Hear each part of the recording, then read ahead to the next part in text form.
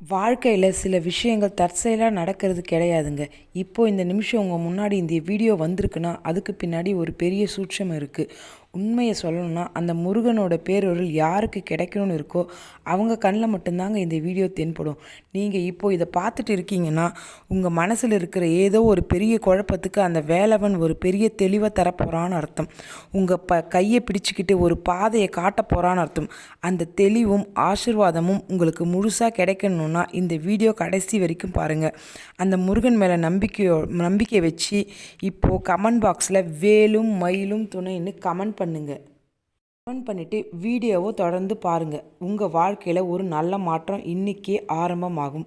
வாழ்க்கையில் ஏதாவது ஒரு பெரிய கஷ்டம் வந்தால் நம்ம முதல்ல செய்கிறது என்ன?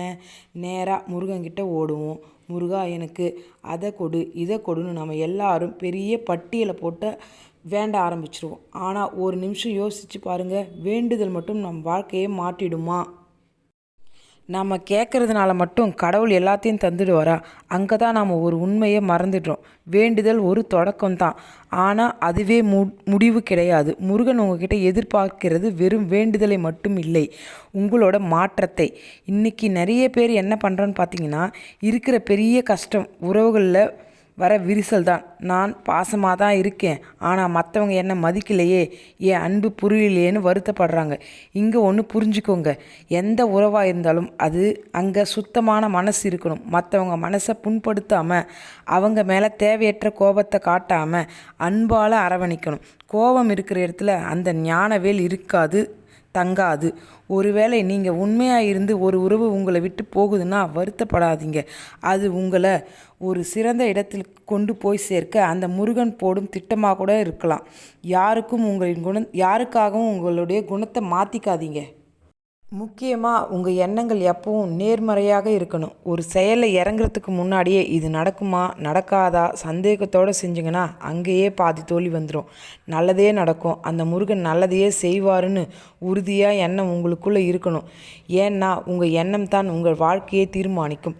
இருட்டில் உக்காந்துக்கிட்டு விளக்கு எரியலையேன்னு வருத்தப்படுறதை விட ஒரு தீக்குச்சியை உரசுகிற அந்த நேர்மறையான எண்ணம் தான் உங்கள் வாழ்க்கைக்கு ஒளி கொண்டு வரும். எனக்கு கஷ்டம் வருதுன்னு நினைக்காதீங்க, இந்த கஷ்டத்தை தாண்டி நான் ஜெயிக்க போகிறேன்னு நினைங்க.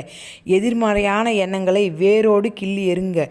முருகனோட அருள் பெறணும்னு வெறும் பூஜை மட்டும் போதாதுங்க, நம்மளுடைய மனசும் குணமும் சுத்தமாக இருக்கணுங்க. எந்த சூழ்நிலையிலையும் மற்றவங்க மனசை காயப்படுத்தாதீங்க. ஒருத்தனை தீர்த்துட்டு அவங்க மனசை நோகடிச்சிட்டு அப்புறம் முருகன்கிட்ட வந்து நின்று அந்த பிரார்த்தனை பலிக்காதுங்க. நீங்கள் பண்ணுற தியானத்தை விட நீங்கள் மற்றவங்க கிட்ட நடந்துக்கிற விதம்தான் முருகனுக்கு ரொம்ப பிடிக்கும். முக்கியமாக கோபத்தை குறைச்சிக்குங்க. அனாவசியமாக யார்கிட்டையும் கோபப்படாதீங்க. கோபம் இருக்கிற இடத்துல அறிவு இருக்காது, அறிவில்லாத இடத்துல ஞானவேல் தங்காது. அமைதியாக அன்பாக இருந்து பழகுங்க. உங்கள் குணம் உங்கள் அடையாளமாக மாறணும். முருகன்கிட்ட வரம் கேட்குறதுக்கு முன்னாடி முதல்ல உங்கள் மேலே உங்களுக்கு நம்பிக்கை வேணும். முருகா வந்து என்னை காப்பாற்றுன்னு நீங்கள் கெஞ்சுறதை விட, முருகா எனக்குள்ளே நீ இருந்து இந்த சிக்கலை சமாளிக்கிறதுக்கு தைரியத்தை கொடுன்னு கேட்டு பாருங்கள். ஏன்னா அப்போ தான் உங்கள் மேலேயே உங்களுக்கு ஒரு நம்பிக்கை வருங்க. வரும்போது தான் அந்த பன்னிரிகை பரம்பொருள் சத்தியம் உங்களுக்குள்ளே வேலை செய்ய ஆரம்பிக்கும். தன்மைக்கு இல்லாத மனுஷனுக்கு கடவுள் நேர்லே வந்து வரம் கொடுத்தாலும் அதை எப்படி தக்க வச்சுக்கணும்னு அவனுக்கு தெரியாது. இன்றைக்கி ஒரு தப்பான புரிதல் எல்லார்கிட்டே இருக்குது. என்னென்னு பார்த்தீங்கன்னா, நிறைய பேர் சாமி வந்து நம்மளை காப்பாற்றிடுவார்னு சும்மா உக்காந்துன்னு காலத்தை ஓட்டிகிட்ருக்காங்க.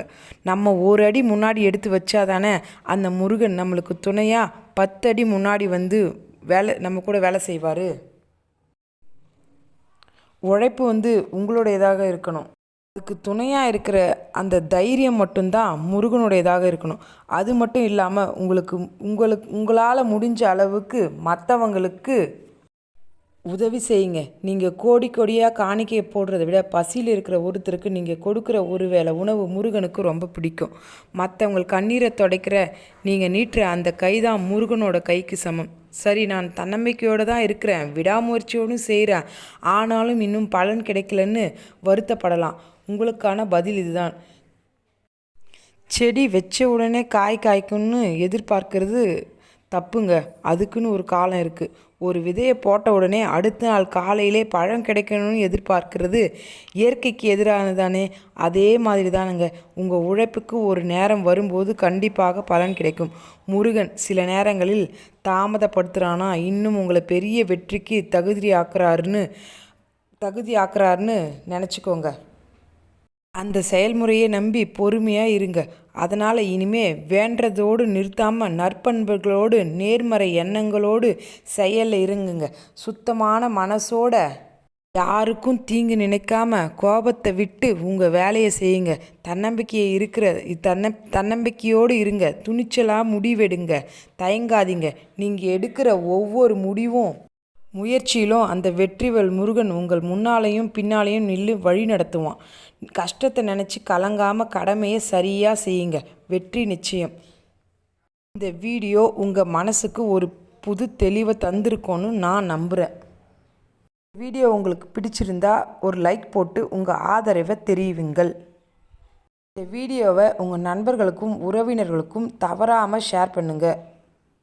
ஒரு நம்பிக்கையும் தெளிவும் பிறக்கட்டும். இது போன்ற பல ஆழமான ஆன்மீக பதிவுகளுக்கு நம்ம சேனலை சப்ஸ்கிரைப் பண்ணிக்கோங்க. மறக்காமல் உங்கள் மனசில் தோன்றதை கமெண்ட் பாக்ஸில் சொல்லுங்கள். அடுத்த ஒரு நல்ல வீடியோ பதிவோடு உங்களை நான் சந்திக்கிறேன். நான் முருகன்.